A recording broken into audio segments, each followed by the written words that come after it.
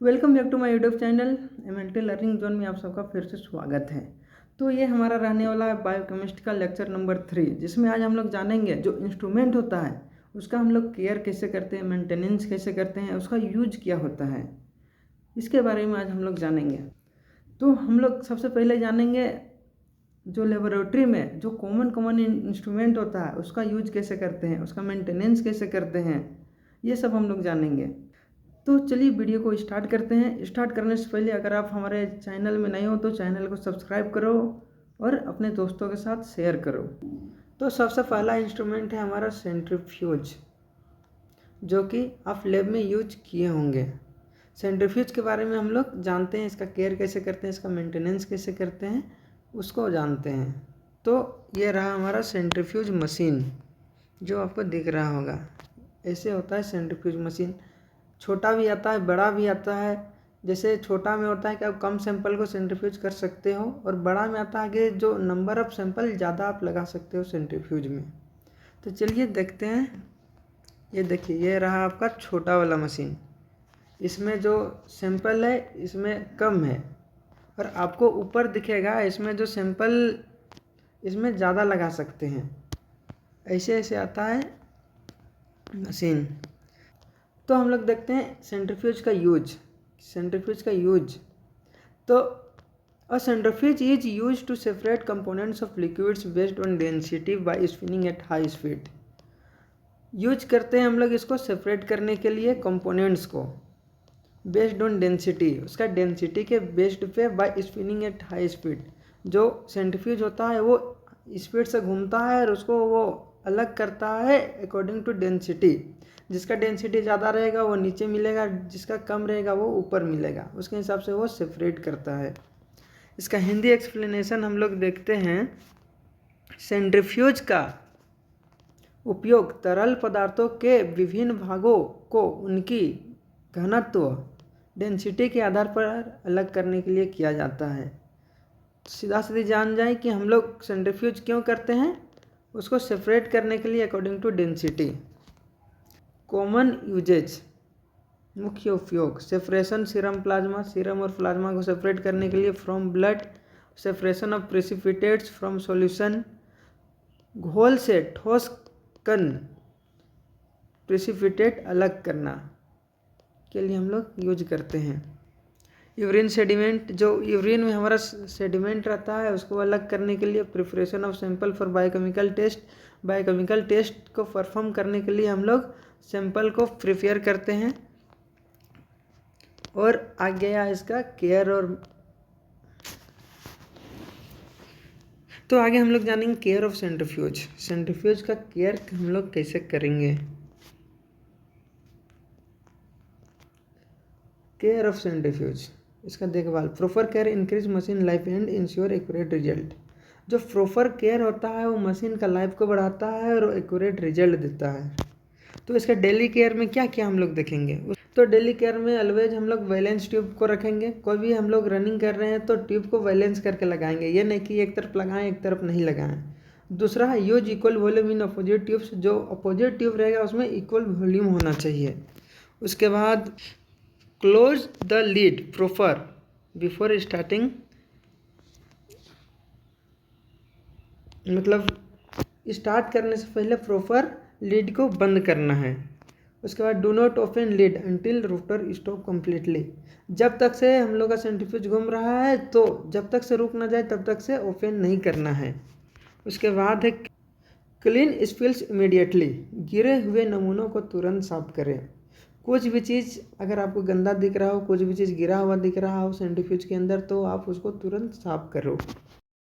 Maintenance of centrifuge, हमारा जो centrifuge है उसको हम लोग मेंटेन कैसे करेंगे।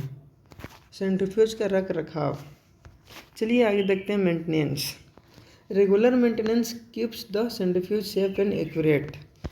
अगर हम लोग सेंट्रीफ्यूज को रेगुलर मेंटेन कर रहे हैं तो वो सेंट्रीफ्यूज को सेफ रखेगा और एक्यूरेट सेंट्रीफ्यूज होगा उसमें। रूटीन मेंटेनेंस, रूटीन मेंटेनेंस मतलब दैनिक रख रखाव, डेली बेसिस पे। क्लीन रोटर आफ्टर यूज, हर उपयोग के बाद रोटर साफ करें। जैसे सेंट्रीफ्यूज किए उसके बाद साफ करना है फिर लगाना है, उससे जो होता है सेंट्रीफ्यूज सेफ रहता है और एक्यूरेट रिजल्ट देता है। उसके बाद है चेक रोटर फॉर क्रैक्स और corrosion.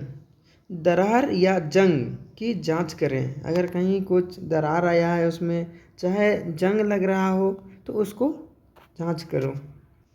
Lubricate moving parts if required. Machine को सूखी और साफ जगह पर रखें। मशीन को इधर उधर नहीं रखना है, कोई पानी है वहाँ पे नहीं रख देना है, एकदम सूखी और साफ जगह पे रखना है। Inspect power code regularly. Power code को नियमित रूप से जांच करें। जो कोड होता है जैसे इलेक्ट्रिक सप्लाई होता है उसको हमेशा देखते रहना है। Keep centrifuge in a dry dust free place. Centrifuge को हमेशा ड्राई और डस्ट फ्री प्लेस में रखना है। सेंट्रीफ्यूज को सूखी और धूल रहित जगह पर रखें। वीकली मेंटेनेंस, साप्ताहिक रख रखाव। फर्स्ट है आपका clean chamber using mild disinfectant. Chamber को डिसइंफेक्टेंट से साफ करें। ऐसे जैसे पानी उनी लगा के नहीं साफ कर रहा है, जो डिसइंफेक्टेंट होता है जैसे एल्कोहल हो गया, आपका इथेनॉल हो गया, उस सबसे इसको साफ करना है। Check tube holder and buckets. Tube holder जो होता है उसको चेक करना है। तो इसका आगे हम लोग देखेंगे। लास्ट है हमारा remove dust from motor vents. Motor के वेंट में धूल हटाएं। मोटर में एक वेंट रहता है, उसमें अगर धूल लगा हुआ है तो उसको हटा दें। अब आता है हमारा मंथली मेंटेनेंस। जो सेंट्रीफ्यूज है उसका मंथली मेंटेनेंस कैसे करेंगे, मासिक रख रखाव। चलिए उसको समझते हैं। फर्स्ट में है हमारा चेक स्पीड कैलिब्रेशन। चेक करना है स्पीड कैलिब्रेशन। जैसे जो हमारा सेंट्रीफ्यूज होता है कितना स्पीड में घूमता है, वो प्रॉपर जो स्पीड में सेट है उसमें घूम रहा है कि नहीं। सेकेंड है आपका inspect rubber gadget. Rubber gasket की जांच करें। टाइटेन लूज स्क्रू, जो स्क्रू लगा हुआ रहता है उसको चेक करें कि टाइट है या नहीं। उसके बाद हम लोग देखेंगे सेफ्टी प्रिकॉशन, क्या क्या हमें सेफ्टी रखना चाहिए। Never run centrifuge without balancing. Centrifuge को रन ही नहीं करना है विदाउट बैलेंसिंग। बिना बैलेंस किए मशीन न चलाएं। Do not exceed recommended speed, मतलब कि निर्धारित स्पीड से अधिक न चलाएं। जैसे 2500 RPM में सेट है तो उसे ज़्यादा न चलाएं। उसके बाद है आपका प्रॉपर सेंट्रीफ्यूज ट्यूब्स ओनली, मतलब कि इसमें जो प्रॉपर जो सेंट्रीफ्यूज ट्यूब आता है उसी से सेंट्रीफ्यूज करना है, ये नहीं कि हम कुछ भी लगा दें और सेंट्रीफ्यूज कर लिए। Do not use crack tubes, जो क्रैक ट्यूब्स होता है उसको यूज नहीं करना है। डिस्कनेक्ट पावर बिफोर क्लीनिंग, मतलब कि क्लीनिंग से पहले, सफाई से पहले बिजली बंद कर देना है। उसके बाद आगे हम लोग देखेंगे वाटर बाथ। वाटर बाथ क्या होता है, इसका यूज कैसे करते हैं, इसका केयर कैसे करेंगे, इसका मेंटेनेंस कैसे करेंगे, उसको हम लोग समझते हैं। ये रहा हमारा वाटर बाथ, आपको दिख रहा होगा ऐसे होता है। ज़्यादातर माइक्रोबायोलॉजी में यूज होता है। यूजेज ऑफ वाटर बाथ आ गया आपका। Usages of water bath, water bath का यूज हम लोग कैसे करते हैं। A water bath is commonly used in biochemistry and clinical laboratory for controlled heating। क्यों करते हैं हम लोग इसका यूज, हीट को कंट्रोल करने के लिए। कहाँ कहाँ करते हैं, बायोकेमिस्ट्री में, क्लिनिकल लेबोरेटरी सब में यूज होता है। इसका हिंदी देख लेते हैं एक्सप्लेनेशन। बायोकेमिस्ट्री और क्लिनिकल लैब्स में नियंत्रित हीटिंग के लिए आमतौर पर वाटर बाथ का इस्तेमाल किया जाता है। एंड देन है इसका मेन यूज, इसका उपयोग कहाँ कहाँ पे यूज होता है वाटर बाथ का। To incubate sample at a constant temperature, कोई भी सैंपल को इंक्यूबेट करना है कांस्टेंट टेम्परेचर पे, तब यूज करते हैं हम लोग वाटर बाथ। नमूनों सैंपल को निश्चित तापमान पर रखने के लिए। सेकेंड है आपका to warm reagent and media, reagent और मीडिया को गर्म करने के लिए, जो कि मैंने बताया था कि माइक्रोबायोलॉजी में यूज होता है। उसमें मीडिया बनता है, उसको गर्म करने के लिए किया जाता है। इसके बाद है आपका for enzyme reaction and biochemical test, enzyme का रिएक्शन के लिए और बायोकेमिकल टेस्ट के लिए इसको यूज करते हैं। एंड देन है मेल्ट अगार और जिलेटिन, किस लिए करते हैं? अगार को मेल्ट करने के लिए और जिलेटिन मतलब पिघालने के लिए। एंड है आपका लास्ट दो फ्रोजन सैंपल, जमे हुए नमूनों को पिघालने के लिए। एंड इसका आगे हम लोग देखते हैं care of water bath. Water bath है उसका हम लोग केयर कैसे करते हैं। फर्स्ट है हमारा always use distil water to prevent scaling, हमेशा डिस्टिल वाटर का उपयोग करें। एंड देन है आपका maintain proper water level before switching on, मतलब कि वाटर बाथ को चलाने से पहले हमें देखना है कि जो हमारा वाटर का लेवल है वो प्रॉपर है कि नहीं। उसके बाद है keep the lid close to reduce evaporation, ढक्कन को बंद करके रखना है ताकि जो भाप होता है वो बाहर ना निकले। उसके बाद है clean the tank regularly to prevent contamination, जो टैंक है उसको क्लीन करना है ताकि वो कंटामिनेशन से बचे। एंड इसका आगे है use thermometer to check temperature accuracy, thermometer का यूज करना है उसका जो टेम्परेचर है उसको चेक करने के लिए कि जो हमें टेम्परेचर चाहिए वो हमेशा मतलब जैसे 20 चाहिए तो 20 तक जा रहा है कि नहीं, कि उससे ज़्यादा जा रहा है कि उससे कम जा रहा है, उसको चेक करने के लिए। Avoid flashing dirty containers inside, गंदे बर्तन अंदर नहीं रखना है, जो कंटामिनेटेड है उसको अंदर नहीं रखना है। तो इसका आगे हम लोग देखते हैं इसका मेंटेनेंस ऑफ वाटर बाथ का रख रखाव कैसे होगा। फर्स्ट है आपका चेंज वाटर रेगुलरली, जो उसमें पानी है उसको रेगुलर बदलना है। दूसरा है remove salt deposit using mild cleaning solution, जमे हुए नमक को साफ करें, मतलब उसमें अगर सॉल्ट आ जाता है तो उसको निकालना है। उसके बाद है आपका check the thermostat functioning periodically, जो थर्मोस्टेट लगा हुआ रहता है उसको चेक करना है, जो टेम्परेचर नापता है उसको। Inspect power cord and heater for damage, तार और हीटर की जांच करें कि हमारा तार डैमेज है क्या, और हीटर को भी चेक करते रहना है जो गर्म करता है उसको। Perform temperature calibration when needed, जब हमें कैलिब्रेशन चाहिए होता है तब हमें परफॉर्म करना है, आवश्यक होने पर कैलिब्रेशन करना है। उसके बाद लास्ट आपका switch off and unplug after use, हम इसको यूज कर लिए तो हमें स्विच ऑफ कर देना है। चलिए इसका आगे देखते हैं इसका सेफ्टी प्रिकॉशन, क्या क्या हमें सेफ्टी रखना पड़ेगा जब इसको हम यूज कर रहे हैं तब। सुरक्षा सावधानियाँ, फर्स्ट है आपका never run the water bath without water, बिना पानी का यूज नहीं करना है। Do not touch hot water directly, जब गर्म हो जाए तो डायरेक्टली उसको टच नहीं करना है। कीप इलेक्ट्रिकल पार्ट्स ड्राई, जो इलेक्ट्रिकल पार्ट्स है उसको सूखा रखना है। एवॉइड ओवर हीटिंग, अगर ज़्यादा गर्म हो जा रहा है तो उससे एवॉइड रहना है, मतलब उसको दूर रखना है। यूज हीट रेजिस्टेंस ग्लव्स, ज़रूरत हो तो दस्ताने पहने, अगर ज़्यादा गर्म हो जा रहा है तो ग्लव्स पहन के काम करना है। उसके बाद है आपका इंक्यूबेटर क्या होता है, इसका यूज क्या है। इंक्यूबेटर देखिए देखने में ऐसा रहता है, माइक्रोबायोलॉजी लैब में इसका यूज होता है और नॉर्मल बहुत सारा लैब में यूज होता है, ज़्यादातर माइक्रोबायोलॉजी में यूज होता है। यूज ऑफ इंक्यूबेटर का क्या यूज है, तो इसका देखते हैं हम लोग इंक्यूबेटर का उपयोग। A laboratory incubator is used to maintain a constant temperature for growth of microorganism, cells and culture।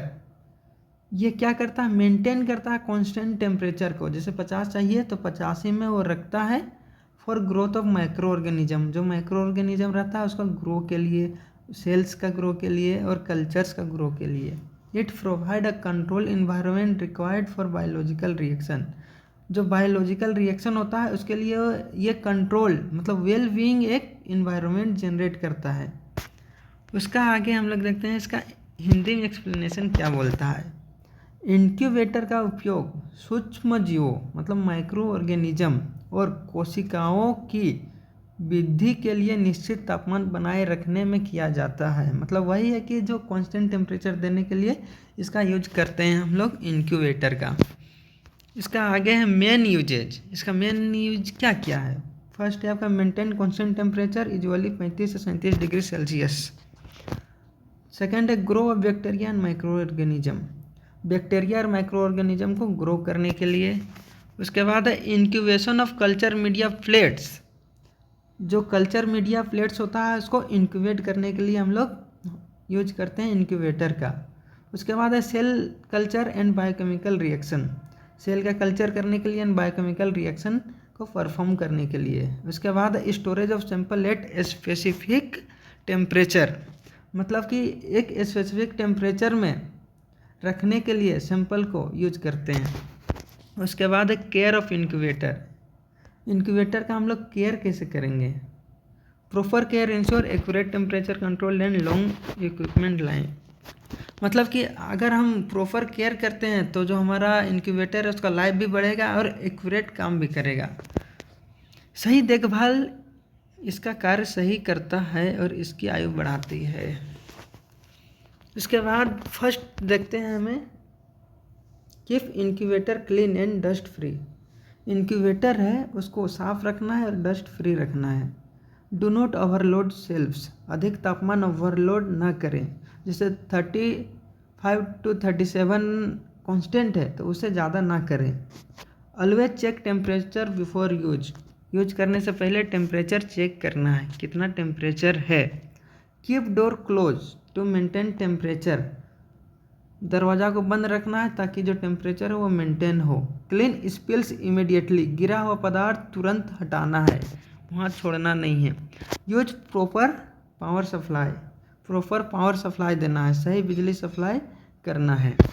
उसके बाद इसका देखेंगे हम लोग मेंटेनेंस ऑफ इंक्यूबेटर, जो इंक्यूबेटर है उसका मेंटेनेंस कैसे करेंगे, रख रखाव कैसे करेंगे। तो पहला है हमारा कैलिब्रेट टेम्परेचर रेगुलरली, रेगुलर हमें टेम्परेचर का कैलिब्रेशन करना है। Clean inside weekly using disinfectant, अंदर साफ करना है किससे, डिसइंफेक्टेंट से। चेक थर्मोस्टेट एक्यूरेसी, जो हमारा थर्मोस्टेट लगा हुआ रहता है उसका एक्यूरेसी को चेक करना है। Inspect power cord and plug, जो पावर कोड और प्लग रहता है उसको भी चेक करना है। उसके बाद सर्विस बाय टेक्नीशियन पीरियोडिकली, जो टेक्नीशियन होता है उससे जो रेगुलर सर्विस करवाना है। Check door seal gasket condition, दरवाज़ों की रबर सील जांचे, जो दरवाज़ा में रबर लगा हुआ रहता है उसको भी चेक करते रहना है। ऐसे हम लोग इसका मेंटेनेंस करते हैं। उसके बाद आया safety tips for incubator, incubator में क्या क्या हमें सेफ्टी का ध्यान रखना है। First, do not place inflammable materials inside, अंदर में कोई भी जलने वाला चीज़ को ना रखें, उसको नहीं रखना है। सेकेंड है level all culture plates properly, जितना भी कल्चर प्लेट है सबको लेवल करके रखना है। उसके बाद है कि avoid opening the door frequently, बार बार दरवाज़ा नहीं खोलना है, उससे एवॉइड करना है। यूज ग्लव्स व्हाइल हैंडलिंग, जब हमें यूज करेंगे कल्चर को कुछ भी चीज़ को तो ग्लव्स पहनेंगे। Turn off power before cleaning, अगर हम साफ़ सफाई कर रहे हैं तो उसको ऑफ कर लेंगे उसके बाद साफ़ सफाई करेंगे। ऐसे नहीं कि डायरेक्ट मेरा मशीन चल रहा है और हम साफ़ कर रहे हैं, ये गलत है। तो ऐसे होता है, ये सब सेफ्टी का आपको ध्यान रखना पड़ेगा। उसके बाद हम लोग इंटर करते हैं हॉट एयर ओवन में। तो इसके बाद हम लोग इंटर करते हैं हॉट एयर ओवन, जो कि देखने में ऐसा रहता है, आप पैथोलॉजी में देखे होंगे। तो इसका यूज क्या होता है, इसका केयर कैसे करेंगे, इसका मेंटेनेंस कैसे करेंगे, चलिए जानते हैं। इंट्रोडक्शन, इसका इंट्रोडक्शन पहले पढ़ लेते हैं, उसके बाद इसका केयर पढ़ेंगे, यूजेज पढ़ेंगे। फर्स्ट है आपका hot air oven is a laboratory device use to sterilization of glassware instrument and materials by dry heat. ये किसके द्वारा हीट होता है, ड्राई हीट से होता है, जो पहले मैंने इसके पहले का लेक्चर है उसमें बताया था हॉट एयर ओवन के बारे में। हॉट एयर ओवन एक प्रयोगशाला उपकरण है जो सूखी गर्मी ड्राई हीट द्वारा कांच के बर्तनों, उपकरण और सामग्री को स्टेरलाइज करने के लिए इस्तेमाल किया जाता है। इसका पहले जो मैंने लेक्चर डाला था ग्लासवेयर का कैलिब्रेशन के बारे में, उसमें मैंने बताया था। चलिए इसका उपयोग देखते हैं। Usages, sterilization of glassware. First use है इसका ग्लासवेयर का स्टेरलाइजेशन के लिए। सेकेंड है स्टेरलाइजेशन ऑफ मेटल इंस्ट्रूमेंट, जो भी मेटल का इंस्ट्रूमेंट रहता है उसको स्टेरलाइज करने के लिए। थर्ड है आपका ड्राइंग लेबोरेटरी मटेरियल्स, जितना भी प्रयोगशाला का सामग्री है, लैब का सामग्री है, उसको ड्राई करने के लिए। मॉइस्चर रिमूवल, जो मॉइस्चर नमी होता है उसको रिमूव करने के लिए। तो चलिए इसका आगे देखते हैं ऑपरेटिंग प्रोसीजर, कि इसको ऑपरेट कैसे करते हैं, चलाते कैसे हैं हॉट एयर ओवन को। Check the oven temperature using thermometer before loading, मतलब कुछ भी चीज़ डालने से पहले हमें उसका टेम्परेचर को चेक करना है। उसका second, place the item on trays, tray में आइटम को रखना, ensuring they do not touch the oven walls, उसमें से भी हमें ध्यान रखना है कि जो ओवन का वॉल्स है उसमें टच नहीं करना चाहिए। उसके बाद है set the desired temperature and duration according to the material, जैसे कुछ भी मटेरियल है उसके हिसाब से टाइम और ड्यूरेशन हमें सेट करना है, क्योंकि ज़्यादा देरी तक अगर हम वहाँ छोड़ देते हैं कोई भी कांच का सामान है तो वो मेल्ट कर जाएगा, मुड़ जाएगा, चाहे जल भी सकता है।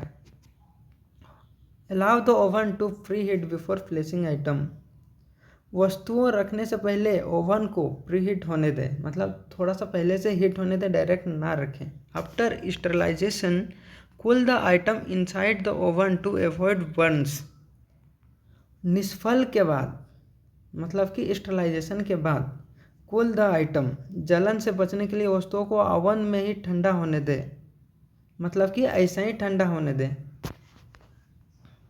केयर एंड मेंटेनेंस, कैसे करेंगे केयर और मेंटेनेंस हम लोग हॉट एयर ओवन का, उसको चलिए देखते हैं।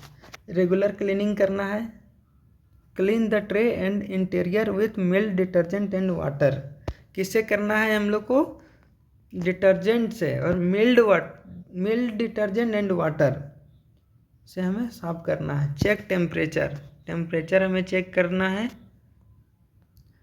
Calibrate periodically to ensure accurate sterilization, उसको कैलिब्रेशन करना है ताकि एक्यूरेट स्टेरलाइजेशन हो। उसके बाद एवॉइड ओवरलोडिंग, ओवरलोड नहीं देना है। फोर्थ है आपका प्रिवेंट कॉन्टैक्ट विथ लिक्विड, जो लिक्विड होता है उससे कॉन्टैक्ट में नहीं आने देना है, तरल पदार्थ से बचाना है। हॉट एयर ओवन और ड्राई हीट, जो हॉट एयर ओवन है पहले भी आपको बताए थे कि वो ड्राई हीट है।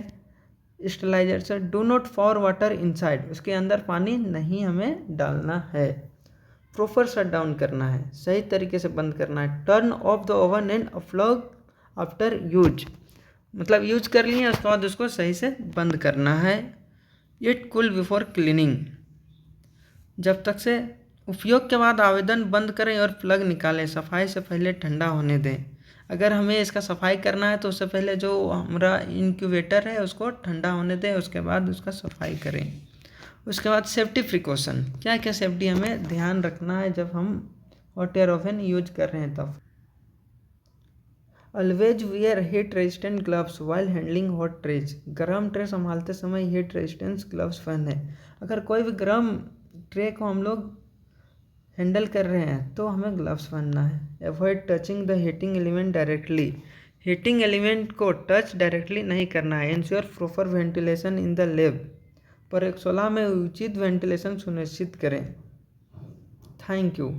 तो चलिए मिलते हैं हम लोग नेक्स्ट वीडियो में, वीडियो को यहीं पर समाप्त करते हैं। अगर आपको कुछ समझ में ना आया हो तो आप कमेंट करो, मैं आपको बताऊंगा। मिलते हैं बहुत ही जल्द नया वीडियो को लेकर।